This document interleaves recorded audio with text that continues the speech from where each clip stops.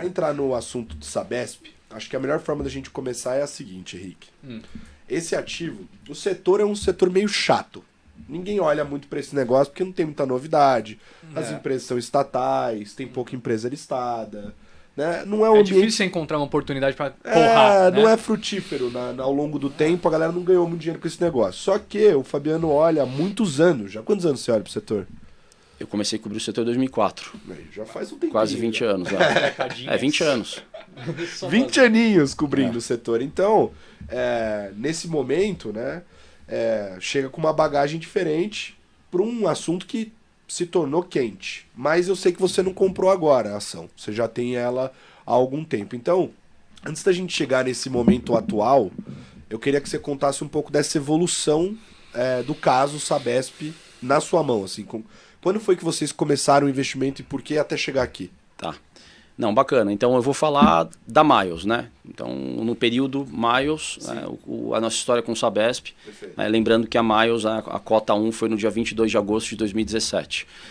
Então, cobrindo o setor elétrico há muito tempo, né, eu vi o setor elétrico de distribuição, que tem uma dinâmica de funcionamento muito parecida com o saneamento, né, uma regulação discricionária, etc. Eu vi o setor ser inteiro privatizado, né, eu vi a universalização acontecer, eu vi a consolidação acontecer. E hoje é um setor muito maduro, né, que é um benchmark de funcionamento, funciona muito bem.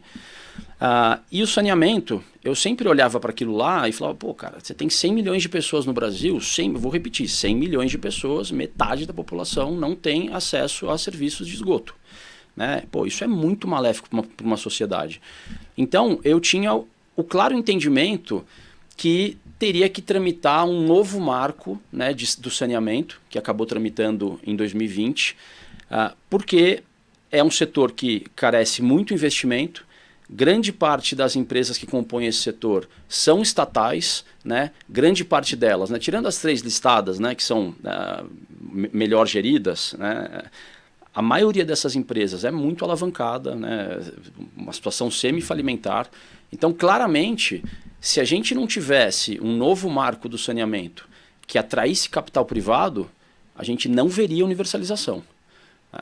Então, eu tinha muita confiança que essa era uma das prioridades absolutas do país. E estava acompanhando muito de perto no Congresso, isso ali em 2019, 2018, 2019. O que acontece em 2019?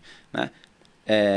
Acompanhando o que estava acontecendo no Congresso, eu vejo que estava engajando a votação do marco do saneamento, né? E ao mesmo tempo ganha a eleição em São Paulo, o Dória, né, nomeia o Meirelles como o seu principal ministro, né? Obviamente que os dois têm uma postura bastante liberal na economia. A Sabesp naquela época era 0,60, negociava 0,60 vezes a sua base de ativo, né? Só para efeito de comparação, o setor elétrico negocia entre 1,5 e 2. E eu falei, putz, aqui tem muito pouco downside risk, assim, né? Tem muito pouco risco de queda do papel, já está num nível muito amassado. O fato de tramitar o marco do saneamento pode ser que ele traga, né, a possibilidade, né, as condições para que um governador liberal privatize a companhia. Então esse negócio pode dar uma mega porrada. Salvo engano meu, né, o papel era mais ou menos R$ 35,00 ali no começo do governo do Dória, e em agosto de 2020, quando foi aprovado o marco, né, atrasou um pouco, teve pandemia e tudo, salvo engano, o papel chegou a bater 60 e poucos, 65. Então, pô, nesse período foi excepcional o investimento para a gente. Só que daí, isso é leitura minha, né? Eu tenho a leitura de que o marco do saneamento ele foi aprovado, ele atrasou e acabou sendo aprovado já na segunda metade do governo do ex-governador Dória. Então, talvez não havia mais tempo hábil ali para a privatização. Eu não sei também se não houve vontade ou força política na época, e acabou que não aconteceu, né? Então, acabou que as ações tiveram uma correção no momento posterior à aprovação do marco, né? A aprovação do marco foi o raio do papel, o ápice do papel. Eu tive a leitura de que não ia acontecer e acabei saindo, né? Obviamente que eu não saí no raio, perdi um pouco, né? Mas em relação ao preço que eu tinha entrado foi excelente, saí da posição totalmente, né? Falei, putz, eles não vão fazer nada, vai continuar estatal, o valuation já não é mais tão atrativo, e saí. Aí eu fiquei mais ou menos 1 ano sem posição nenhuma, né? Até que começou de novo, né, o clima de eleição para governo em São Paulo, né? E eu já estava monitorando que, né, por conhecer o trabalho do governador Tarcísio, né, como ministro de infraestrutura e tudo mais, né, tenho muita admiração pelo trabalho dele, eu já imaginava que ele poderia ser um candidato que ia ter muita força, né, em São Paulo, e acabei contratando aí uma série de pesquisas, né, no ano de 2022, que foi o ano da eleição. E ali mais ou menos no meio do ano, não vou lembrar exatamente agora aqui, mas eu diria que abril, maio, quando as pesquisas começaram a capturar, né, na medida que o Tarcísio foi se tornando mais conhecido e tudo mais, as pesquisas começaram a capturar um crescimento dele, aí eu falei, a gente tem que montar de novo. E nesse momento também as ações estavam muito amassadas, né? Salvo engano meu, era alguma coisa perto aí de R$40, R$45, né? Mais ou menos 0,7 base de ativos, né? Um valuation bem deprimido. E a gente começou a montar a posição ali, aí as pesquisas foram só mostrando um crescimento dele, ele ganhou a eleição e tudo mais. A ação deu uma porrada, acho que ela chegou a bater 67 ali logo depois que o Tarcísio venceu as eleições.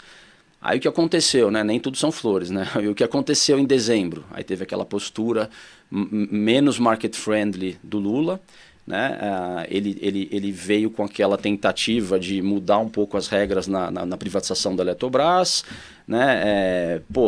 Tiveram rumores de que se pretendia mudar o marco do saneamento, né? E aí o mercado se assustou, né? Aí a Sabesp afundou de novo, foi lá para R$45.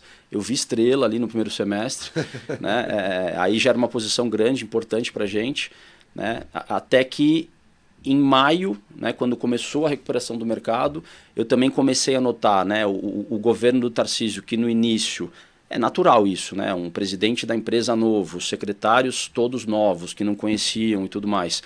No início, né, eu acho que a comunicação ela foi um pouco difícil com o mercado, e ali em maio eu capturei que a comunicação ela estava ficando mais redonda, que de fato o objetivo era caminhar para a privatização e tudo mais, né? E ali então eu aumentei bem a posição, fui quase um tamanho de posição máxima, né? E segui aí durante todo esse tempo com investimento na Sabesp. Tá? E eu sigo animado, tá? Sigo animado, a gente acho que vai passar por isso aí.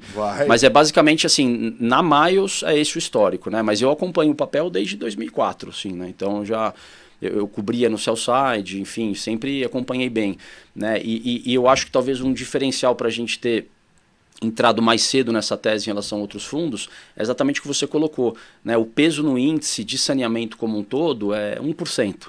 Então, quem nunca olhou, né, nunca perdeu nada, assim, nunca correu um risco de estar muito longe do índice, né?